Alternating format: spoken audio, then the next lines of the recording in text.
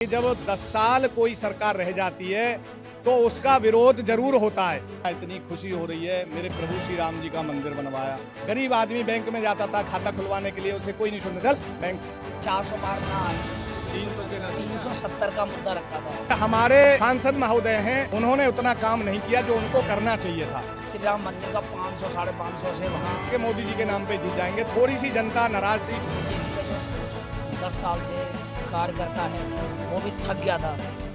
लोकसभा चुनाव के नतीजे आ चुके हैं और बीजेपी कार्यकर्ताओं में काफ़ी जोश देखा जा रहा है। यहाँ पर आप देख सकते हैं किस तरह की भीड़ लगी हुई है, काफ़ी लोग हैं। हम लोग बीजेपी ऑफिस पे अभी मौजूद थे, वहाँ पर भी लोगों का तांता लगा हुआ था।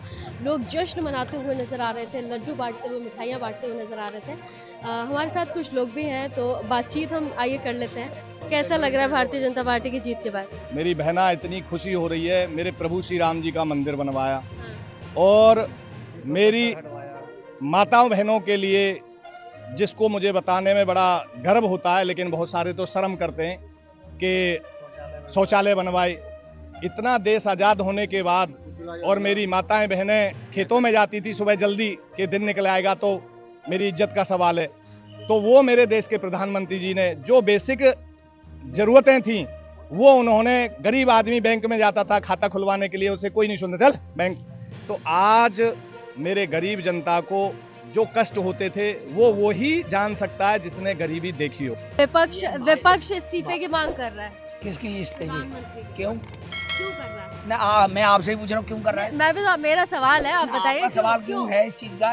इसलिए कर रहा है, वो इसलिए कर रहा है कि मोदी जी ने कहा था 400 पार लाएंगे, 400 पार नहीं लाए। ठीक है, 400 पार ना आई, 370 का मुद्दा रखा था और 400 पार ना आई। अब हम भी ये सोचते हैं कि हम कहाँ तक छलांग मारेंगे, अब रह गए। दूसरी बात कि 370 का मुद्दा इस वजह से रखा कि 370 धारा हटाई।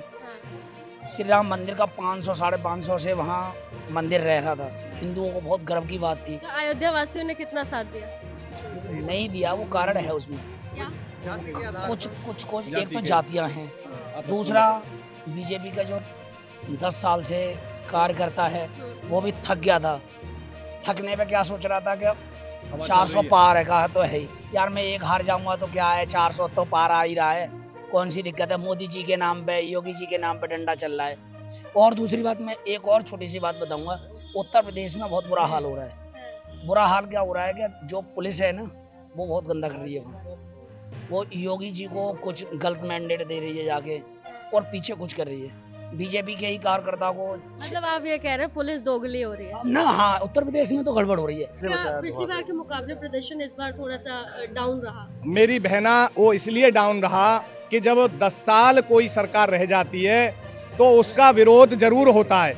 और हमारे जो सांसद महोदय हैं, उन्होंने मोदी जी के ऊपर खटिया अपनी चौड़ी करके सोए। उन्होंने उतना काम नहीं किया जो उनको करना चाहिए था, क्योंकि मोदी जी के नाम पे ही तो 14 में जीते थे और 19 में जीते, और अब उन्होंने सोचा कि मोदी जी के नाम पे जीत जाएंगे। थोड़ी सी जनता नाराज थी। विपक्ष ने मुद्दा नहीं उठाया ईवीएम कब की बार गड़बड़ेगा। हाँ मेरी बहना, विपक्ष जब जीतता नजर आता है तो अभी 50 उनकी सीट आती तो मुद्दा उठाते, लेकिन अभी बहुत बढ़िया आया है तो अब ईवीएम सही है और हमारा सब कुछ सही चल रहा है। विपक्ष का अभी ईवीएम में नहीं उठाएंगे। अगर आज उनकी कम से कम 100 या 120 पे इंडिया अलायंस की रुक जाती तो जितने भी बंदर हैं ना, ये चोर वोर अडरम सडरम उछल कूद, सारे वहाँ खड़े होते गांधी जी की प्रतिमा पे, तख्ती लटका कि तीसरी बार आज तक इतिहास में किसी की सरकार नहीं बनी, क्योंकि एक बार दो बार सरकार बनने के बाद बहुत सारे लोग विरोध में आ जाते हैं, लेकिन तीसरी बार सरकार बनी है। ये कोटि कोटि नमन उन कार्यकर्ताओं को जिन्होंने वोट डाले, और आप जैसे मेरे भाई बहन मीडिया वाले, जिन लोगों ने घर घर, गांव गांव, शहर शहर जाके सारा कुछ दिखाया, तो सभी को। तो चलिए, कहीं ना कहीं लोकसभा चुनाव के नतीजे आने के बाद बीजेपी कार्यकर्ताओं में भी खुशी की लहर देखी जा रही है। और बीजेपी ऑफिस पे हम लोग मौजूद थे, बीजेपी कार्यालय पर, यहाँ पे भी जश्न का माहौल देखा गया। कहीं कुछ शिकायत जरूर बाकी है, लेकिन वो तो हमेशा चलती रहती है। कैमरा पर्सन अल्फैज के साथ मैं जुहम रुबा, मोहम्मद।